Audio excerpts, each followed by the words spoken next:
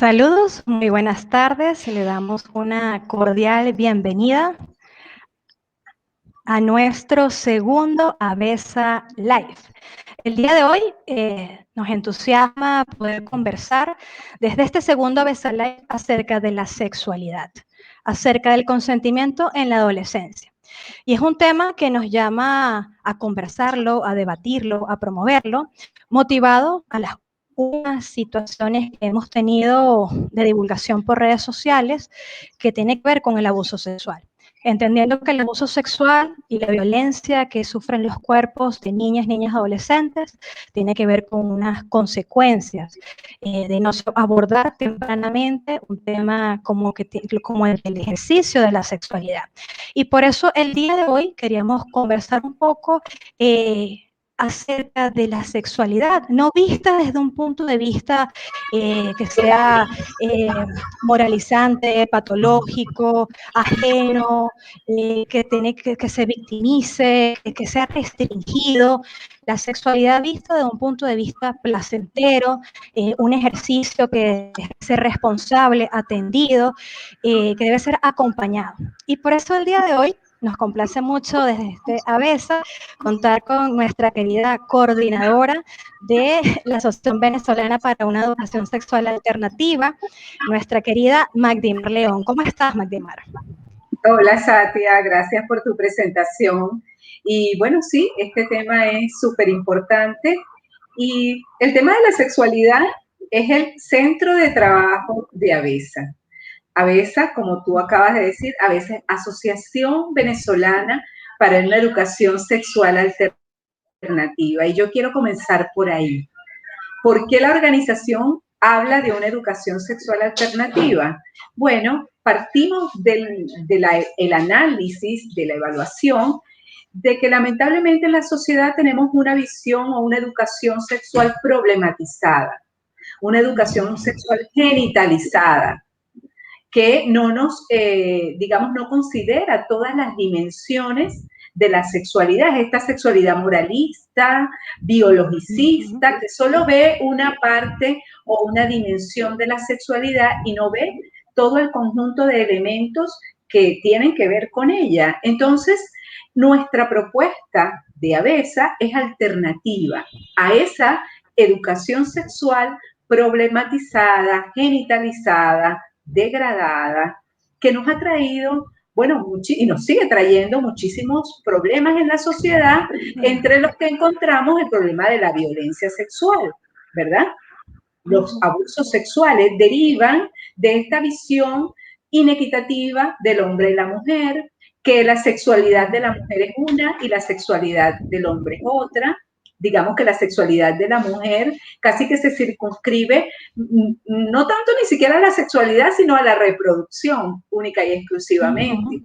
Y al hombre sí digamos, se le adjudica esa parte de la sexualidad que tiene que ver con el placer. Entonces, es como que si la sexualidad estuviera escindida dependiendo de si somos mujeres u hombres, ¿ok? Entonces, bueno, efectivamente, eso nos genera muchísimos problemas en la sociedad que estamos viendo y con este fenómeno que estamos viviendo hoy en día, estas revelaciones de situaciones de abuso sexual que se han puesto públicas a través de redes sociales, bueno, lo que nos están mostrando es que efectivamente ese es un problema que tenemos en Venezuela, esa es una realidad que ocurre en nuestro país. ¿Y qué entendemos por sexualidad alternativa? Que esto también es como importante mostrarlo y seguirlo promoviendo. Sí, cuando hablamos de educación sexual, lo que es alternativo es la educación, no la sexualidad, ¿sí? Okay. Cuando hablamos de educación sexual alternativa, estamos hablando de una educación que parte del diálogo, de la toma de conciencia. Es decir, que no sea simplemente impartir normas de conducta, sino que las personas preguntemos, conversemos sobre la sexualidad, ¿verdad? Desde muy temprana edad, que nos estemos aproximando y desarrollando nuestras propias ideas. La verdad es que las personas tenemos la capacidad desde muy chiquito de analizar, de comprender, ¿verdad? Y más adelante, por supuesto, de tomar decisiones responsables libres, placenteras y sanas con respecto a la sexualidad. Y esto tiene que ver, por supuesto, con mi vivencia de la sexualidad y con el respeto de las otras personas, ¿ok? Entonces, a eso nos referimos con una educación sexual alternativa. También, dentro de este concepto, involucramos una educación que esté basada en el respeto a los derechos, ¿sí? A los derechos humanos en general, pero también a los derechos sexuales y a los derechos reproductivos, que no están aislados, son derechos humanos, ¿ok? Entonces, hay una educación sexual que tiene que partir del reconocimiento de estos derechos, ¿verdad? Que toda persona sepa que tiene unos derechos sexuales, que tiene unos derechos reproductivos y que, bueno, los disfrute a cabalidad. ¿Y quién debe promover esta educación sexual? O sea, es una responsabilidad que es exclusiva de las madres, de los padres, de los centros educativos. O sea, ¿desde dónde se debe promover esta educación sexual? Bueno, primero, educación, ¿verdad? La educación es un derecho. La educación sexual integral también es un derecho. Y los derechos deben garantizarlos los estados. Entonces, ¿quiénes serían las personas abocadas o las instituciones abocadas? Bueno, todas las instituciones del Estado, ¿verdad? Entiéndase, por ejemplo, en nuestro país, Ministerio de Educación, instituciones de la sociedad civil, escuelas, pero también, por supuesto, medios de comunicación, familias, porque es que además debemos tomar conciencia de que diariamente estamos dando información y, si se quiere, educación sexual en la cotidianidad, que es la más poderosa, por cierto, Claro. es la más potente, es aquella que no es una clase formal, pero yo estoy dando educación desde el momento en que yo estoy teniendo determinada relación de pareja y mi hijo y mi hija la ven, desde el momento en que, cómo yo me acerco sexualmente hacia otras personas, cómo son nuestros intercambios, en fin, todo eso es educación sexual. Las decisiones, cómo nos planificamos en nuestra reproducción, utilizamos, no utilizamos métodos anticonceptivos. Hay otras personas más chiquitas que van viendo todo toda la forma en que vamos asumiendo nuestra sexualidad. Eso también es educación sexual, ¿sí? Entonces, ¿cuál es la propuesta? Que definitivamente desde el Estado, políticas públicas dirigidas a una adecuada educación integral de la sexualidad, pero además que la sociedad en pleno analice y revise cuál es la educación sexual que estamos dando, ¿ok?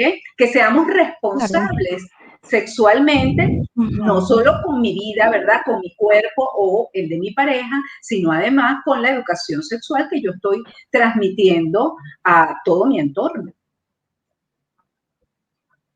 Y que también como una sociedad que es muy silente acerca de estos temas, pero la pornografía está al alcance de todas y de todos, está allí y está cumpliendo un rol allí presente dentro de la sociedad.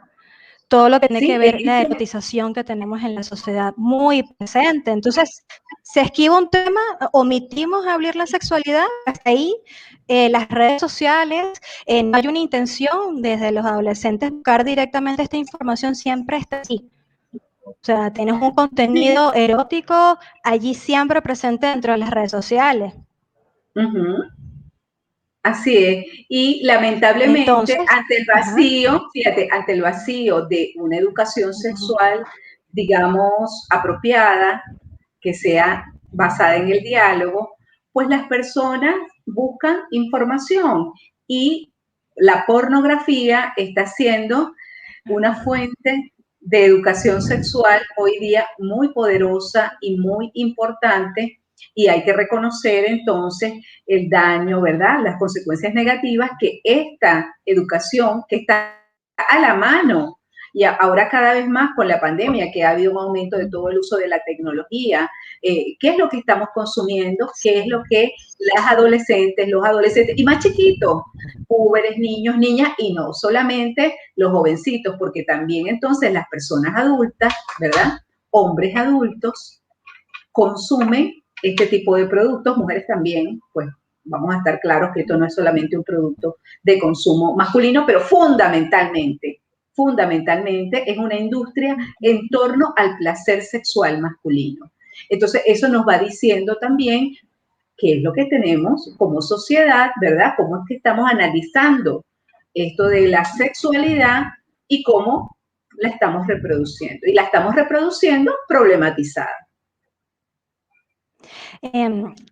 Recientemente leyendo un poco también acerca de los trabajos que ha realizado Avesa junto a Mercedes Muñoz, que han emprendido todo un trabajo que tiene que ver con la educación sexual alternativa, me llamó mucho la atención como la descripción que hacen de la sexualidad, o sea, que es algo mucho más amplio, que tiene que ver con lo psicoemocional, tiene que ver con un aspecto también biológico, pero también espiritual, emocional, incluso político. O sea, la sexualidad se ubica en distintos contextos, que no nada más se reduce a un tipo de educación lineal, ¿no? Es como algo muy amplio que nos ubica tanto mujeres y hombres dentro de la sociedad. Y eso me llama mucho la atención. ¿Nos podrías conversar un poco acerca de estos campos que están enmarcados en la sexualidad? Sí, entendemos la sexualidad como un componente importante de las personas, ¿verdad? Como una dimensión humana importante que nos atraviesa a lo largo de toda nuestra vida. Somos seres sexuados, somos seres que tenemos sexualidad. Y la sexualidad tiene que ver con esta dimensión biológica del cuerpo, ¿ok? En tanto, seres sexuados, nos reproducimos, ¿verdad? A través de relaciones sexuales, y las relaciones sexuales y la sexualidad tiene que ver, como tú bien dices, con una dimensión afectiva, con una dimensión, digamos, de lo biológico, tiene que ver también con nuestros valores, con lo que creemos, tiene que ver también con una dimensión asociada a nuestro proyecto de vida. Ejemplo, reproducción, o sea, quiero reproducirme, no quiero reproducirme, en qué momento quiero hacerlo, cuántos hijos e hijas quisiera tener, si es que los quiero tener, con quién los quiero tener, o sea, tiene que ver, incluso esto toca también aspectos económicos de nuestra vida, ¿ok?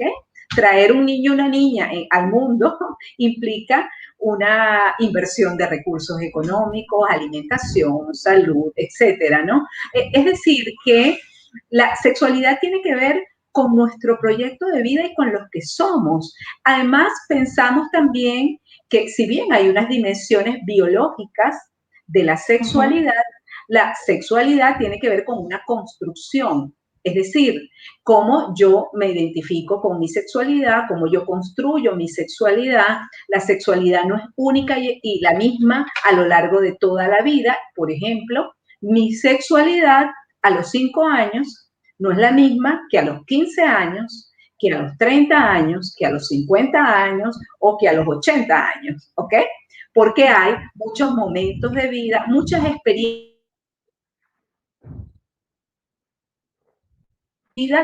tiempo. Sexualidad no tiene que ver solamente con actividad sexual, ¿ok? Que fíjate, ahí entonces, bueno, decimos, bueno, sexualidad nada más es relaciones sexuales. No. Por eso es que nos hacemos la pregunta siempre, ¿cuándo empiezo a hablar de sexualidad? Siempre está allí. Pensando, eso siempre está allí, ¿sí? En el día a día, en la cotidianidad. Quizás la pregunta es en qué momento empiezo a hablar de las relaciones sexuales o del coito, que es una parte específica de la sexualidad. Pero si hablamos de, ¿verdad?, aspectos vinculados a la reproducción, estamos hablando de sexualidad. Si estamos hablando incluso cuestiones vinculadas a nuestra salud, infecciones de transmisión sexual, por ejemplo, estamos hablando de sexualidad. O sea, son muchas cosas, muchos elementos vinculados a la sexualidad y a la reproducción, que las tendemos a veces a ver, en el caso de las mujeres, por cierto, no en el caso de los hombres, como la misma cosa, ¿verdad? Sexualidad y reproducción como que estuvieran siempre presentes, como que una conlleva a la otra. En el caso de las mujeres, insisto, en el caso de los hombres operan otras lógicas. Y bueno, hay unas dimensiones vinculadas a la reproducción y otras dimensiones vinculadas al placer. Perfecto, bueno, le recordamos a toda la audiencia que nos está viendo que estamos hablando el día de hoy acerca de sexualidad y consentimiento en la adolescencia. Los invitamos a colocar, si tienen algún comentario, alguna pregunta, alguna duda, lo pueden colocar aquí y le vamos a estar consultando a Magdimar León acerca de esas preguntas. Y sobre lo que están comentando acerca de la adolescencia, también hay una de las preguntas que hemos estado chequeando mucho dentro de las redes sociales, que tiene que ver el tipo de relacionamiento que deben de tener las adolescentes con su cuerpo. ¿Cómo debe ser esa relación, ese placer? ¿Cómo lo deberían ver? Entendemos que tiene que haber un diálogo, pero también tiene que haber una comprensión del cuerpo y de una relación con el cuerpo. Sí, fíjate, el cuerpo evidentemente es el instrumento a través del cual nos relacionamos. Y nos relacionamos con otras personas, pero a través del cuerpo también experimentamos el placer.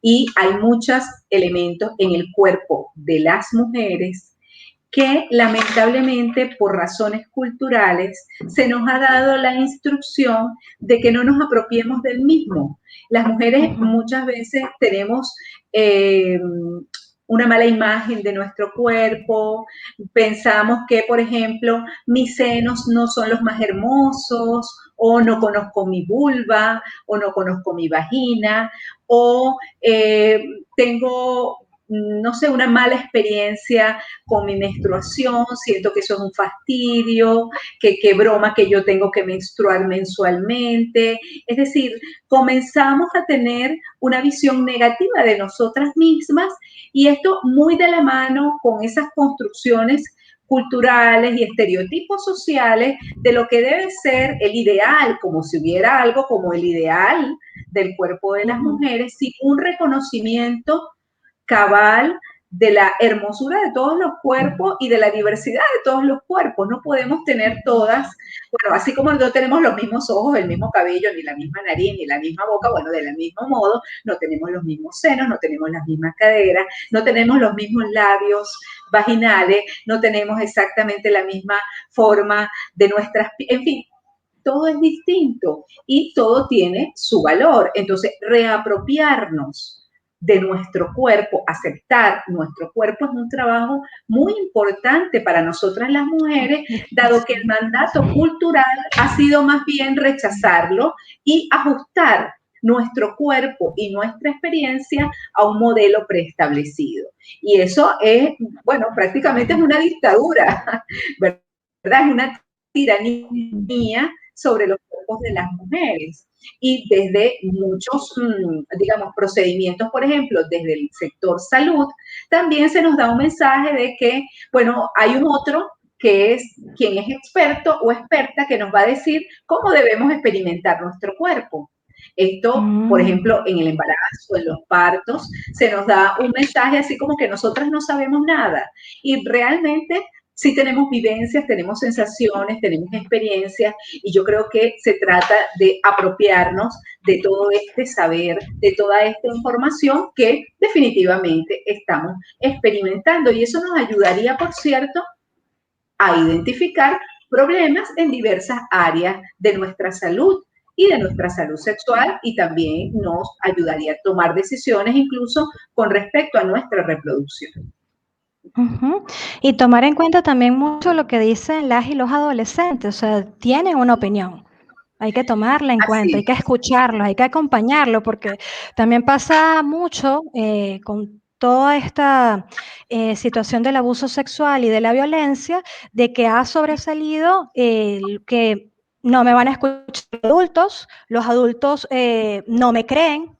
Resulta que el depredador sexual es amigo de la familia o hay una violación que ocurre intrafamiliarmente. Entonces también hay unos códigos establecidos dentro de la familia donde la jerarquía de qué lugar ocupa cada quien dentro de la familia también dice qué valoración tiene. Entonces también trata como de mover un poco quizás esas jerarquías y ver las señales e inquietudes inquietudes que nos están expresando las niñas, los niños y las adolescentes. O sea, tienen mucho que decir, o sea, hay un mundo de curiosidades allí que no están siendo atendidas, están siendo atendidas por otras fuentes, ¿no? Como las redes sociales que están allí, como el propio contexto de tanto tiempo estar expuesto dentro de las redes sociales también nos expone a una cantidad de contenidos que se están resolviendo por las redes sociales.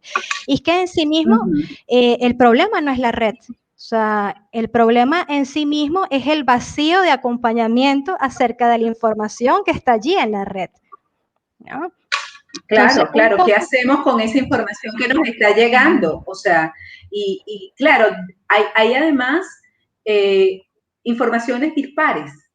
Podemos tener, por un lado, la información que me llega de mi familia, la información que me llega de mis pares, la información que me llega desde las redes sociales, en fin, la verdad es que es una cosa bastante dispar que cómo los adolescentes y las adolescentes procesan esta información para ellos tomar decisiones. Y lo ideal es que pudieran tener los recursos y los elementos que les permitan tomar decisiones responsables con respecto a la sexualidad. Y esto se toca muy de cerca con el tema del consentimiento, porque recientemente se ha discutido mucho si una adolescente está en capacidad o no de consentir una relación sexual. Y existe como la idea de que no, si usted es adolescente, no tiene la capacidad. Y eso es relativo, porque podemos tener adolescentes que si han tenido una adecuada educación sexual, tienen herramientas y se encuentran en una relación de pareja, por ejemplo, bastante protectora, igualitaria, donde pueden conversar, pues yo diría que quizás esa adolescente sí está en condiciones de tomar y de consentir una relación sexual, ¿verdad? Cosa que es muy distinta a una relación de pareja de dispar, desigual, donde haya desequilibrio de poder, donde haya una persona que sea la que controle todo digamos, toda la relación. En ese contexto, pudiéramos decir que ese consentimiento está viciado, ¿ok? Pero de plano, no pudiéramos, me parece que no sería válido tampoco descalificar toda la posibilidad de consentimiento de las adolescentes a una relación sexual, ¿ok? Porque incluso recordemos que hace muchos años, ¿verdad? Nuestras abuelas se iniciaban sexualmente prácticamente a los 14, 15 años. Era la edad en que las casaban y comenzaban a tener hijos, ¿verdad? O sea, había un permiso social que venía dado por una concepción moralista, ¿ok? De que el matrimonio es lo que le da permiso y potestad para consentir la relación sexual. Pero ya estamos en el siglo XXI, ¿verdad? O sea, no nos parece lógico que en pleno siglo XXI, bueno, estamos colocando como condición el matrimonio, ¿sí? Para poder consentir una relación sexual. De manera que no podemos criminalizar las relaciones sexuales entre jóvenes. Aquí lo que tenemos que reconocer son las situaciones de violencia, ¿ok? Y eso es lo que tiene que ser sancionado y reconocer en qué contextos el consentimiento de un adolescente no es libre, sino que más bien está viciado. Entonces podemos decir que no es lo mismo una relación, una joven de 16 años con un hombre de 37 años. O sea, podemos decir aquí que hay una relación aquí desigual, ¿ok? En cuanto a la edad, pero siguiéndote el hilo porque o sea, está agarrando algo interesante, pero o sea, aquí hay un diálogo, hay un consentimiento, hay afectividad. Pueden seguir adelante con su relación si no está disputada por la violencia, si no hay una manipulación en esa relación. A ver, fíjate, es una relación absolutamente dispar. Yo dificulto que en una relación de tanta diferencia como la que acabas de señalar, que son más de 20 años, ¿cierto? Más de 20 años, la joven tenga algún poder de decisión libre, ¿sí? yo no recomendaría a ninguna jovencita, la verdad, involucrarse en una relación de esta naturaleza. ¿Por qué? Porque el control lo va a tener la persona adulta. Vinculando con alguien de muchísima más experiencia que tú, y aunque tú creas que tienes todo bajo control, pues la verdad es que no, porque el desarrollo cognitivo, ¿verdad? Los recursos económicos, quizás las relaciones sociales, son muy probablemente estén en manos de la otra persona. Entonces, la verdad es que allí las posibilidades de que una jovencita tenga un consentimiento libre, lo veo complicado. Ok. Entonces hay que trabajar mucho el tema de la conversación, del diálogo, en todos los espacios de amistad. Yo también creo que esto es una vez a live que se puede convertir, se puede compartir entre amigas, se puede discutir, se puede seguir promoviendo, porque hay algo allí, o sea, es más probable que hablemos con nuestras amigas, con nuestros pares, a que hablemos con nuestras madres y con nuestros padres. Entonces, es como hacer más accesible todos estos espacios de conversación, que sea lo más sencillo posible. O sea, es una de las cosas que también se busca promover, ¿no? Y son sencillos, son temas que están allí presentes y que hay que abordarlos de la forma como los entendemos también. O sea, si no sabemos decir no sé, pero seguir buscando la información, no dejar la duda y la curiosidad allí. Y seguimos aquí, tenemos preguntas de la audiencia de María Fernanda. Hola chicas, gracias. Me gustaría que Magdimar explicara por qué igualmente es un delito mantener relaciones con una menor de edad, aunque ésta sea consensuada, dado todas las denuncias de abuso sexual que han surgido últimamente. ¿Cómo debería actuar el adulto que quizás reciba un interés sexual de una chica menor, aunque a este también le atraiga? Lo conversábamos un poquito ahora, pero Magdimar, debes ayudarnos a Bueno, profundizar fíjate, en a eso. ver, de acuerdo a la legislación, el Código Penal establece esto que tú estás diciendo, María Fernanda, pero mi recomendación es que no veamos como único o no tomemos como único criterio la edad, porque, por ejemplo, pudiéramos tener a una chica de 17 años con un chico de 19 que es mayor de edad, ¿ok? Y estaría cometiendo un delito, muy probablemente no, ¿ok? ¿Qué pasa entonces? Que además de utilizar el criterio de edad, debemos utilizar el criterio, o la ley, digamos, contempla el criterio de que exista violencia y abuso de poder, que no necesariamente viene dado por la fuerza física, sino por la manipulación, el chantaje, la coerción, etcétera, etcétera. ¿Ok? Ahora, efectivamente, las personas adultas, la gente grande, tiene que entender, ¿verdad?, que debe mantener distancia con respecto a los jóvenes, porque, bueno, no los estaría utilizando sexualmente, ¿ok? Porque maneja muchos recursos y en ese sentido, mientras más edad existe, ¿sí? Usualmente utilizamos un criterio de una diferencia de edad de 10 años en la adolescencia, porque esta diferencia de edad nos marca un desarrollo cognitivo dispar muy significativo, según el cual la persona de más edad se puede imponer sobre la más joven. Ahora, tampoco podemos criminalizar, insisto, por ejemplo, un muchacho de 23 con una muchacha de 17. Son bastante iguales. Entonces, claro, ahora si estamos hablando de un hombre de 30 años con un adolescente de 15, caramba. O sea, aquí la diferencia es muy significativa. Entonces, tenemos que tener como unos referentes en donde la edad es un referente muy importante, pero no es el único porque tampoco, insisto, podemos criminalizar a jovencitos que tienen, ¿verdad?, actividad sexual bastante igualitaria, en una relación bastante igualitaria con otras jovencitas. Gracias, Magdemar. Tenemos otra pregunta de Sonia Ferrer.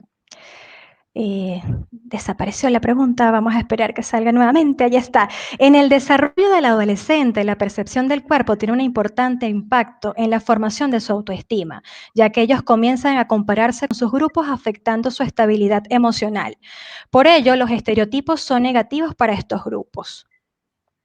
Sí, creo que Gracias, Sonia. estoy de acuerdo con Sonia. O sea, promover estereotipos, modelos rígidos, exclusivos, con los cuales debemos cumplir la chica o los chicos deben cumplir, ajustarse para quizás ser atractivos, la idea de que eso pone en juego la posibilidad de tener interacción sexual o la posibilidad de ser exitosos, ¿verdad?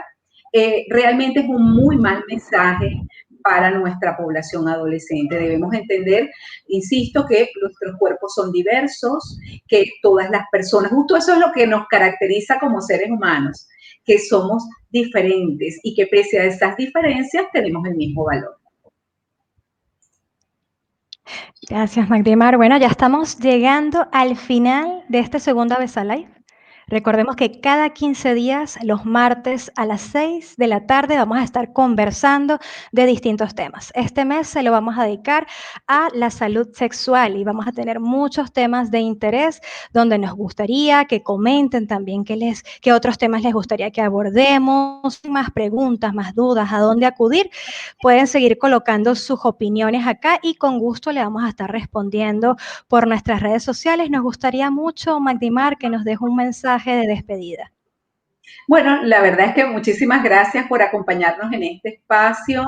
Para nosotras es un gusto estas preguntas que puedan interactuar con nosotras. Nuestra intención es desarrollar, compartir con ustedes los conocimientos que manejamos, aprender de ustedes, ponernos en la revisión de todos estos temas y contribuir de algún modo a la transformación de esta sexualidad problematizada que lamentablemente genera todos estos problemas sociales. Gracias por acompañarnos en esta segundo Avesa Live.